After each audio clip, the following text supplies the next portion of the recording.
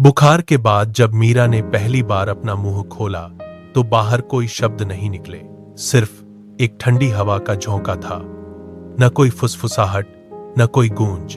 कमरे में एक ऐसा सूनापन छा गया जिसे देखकर उसकी मां के हाथ कांपने लगे। पानी का गिलास फर्श पर गिरा और चूर चूर हो गया। मीरा ने अस्पताल की खिड़की में अपना चेहरा देखा। उसके होंठ हिल रहे थे, आंखें डर से फैली हुई थीं और गले की नसें खिंचाव से कांप रही थीं। उसने फिर कोशिश की, मगर गर्दन की मांसपेशियां तन गईं। सीने में दर्द की एक लहर उठी, लेकिन जुबान खामोश रही। एक हफ्ते पहले तक वह एक स्कूल शिक्षिका थी जिसकी एक आवाज शोर करती कक्षा को शांत कर देती थी। वही आवाज जो घर के बिल चुकाती थी और दोस्तों का हौसला बढ़ाती थी। डॉक्टरों ने कहा कि यह एक गंभीर संक्रमण है। उन्होंने कहा कि ठीक होना अनिश्चित है।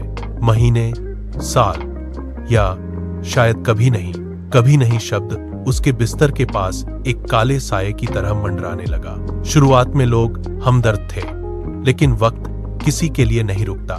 स्कूल ने उसकी जगह किसी और को रख लिया।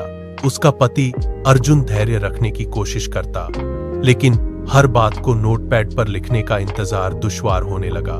रसोई में जो कविताएं गूंजती थीं, अब वहां सिर्फ बर्तनों की टकराहट थी। रात के अंधेरे में अपने बेटे को लोरी सुनाने की तड़प उसे अंदर से तोड़ देती। मीरा को लगने लगा जैसे वह अपने ही घर में एक जिंदा लाश बन गई है जिसे कोई सुन नहीं सकता। एक शाम मीरा बाथरूम के ठंडे फर्श पर बैठ गई। उसने गुस्से में एक कागज पर लिखा, मैं अभी भी यही हूं। उसने कागज को फाड़ दिया और सिसक कर रोने लगी। अर्जुन ने अंदर आकर वह टुकड़े उठाए और पढ़ा। उसने कहा, तो लिखो, वह सब लिखो जो तुम कह नहीं सकती। अगली सुबह सूरज उगने से पहले मीरा ने कलम उठाई। उसने लिखा, कल मैं लोगों से भरे कमरे में गायब हो गई। उसने अपना डर, अपना गुस्सा और अपना अकेलापन पन्नों पर उतार दिया।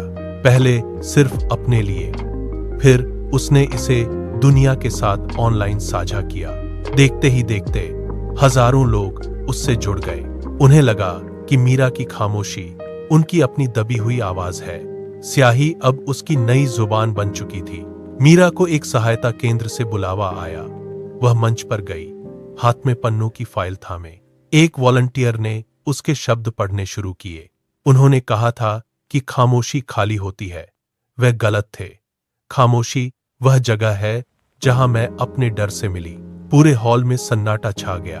अस्पताल की रोशनी से लेकर बाथरूम के फर्श तक का संघर्ष हर दिल में गूंजा। जब पढ़ना खत्म हुआ तो कोई ताली नहीं बजी, बल्कि लोग सम्मान में खड़े हो गए। मीरा ने अपनी छाती पर हाथ रखा। उसने एक शब्द नहीं बोला था, फिर भी दुनिया उसे सुन रही थी। उसने सीख लिया था कि शक्ति जोर से बोलने में नहीं, बल्कि सच्चाई से खुद को बचाने में है। बिना बोले भी वह एक ऐसी आवाज बन गई जिसे पूरी दुनिया सुन सकती थी।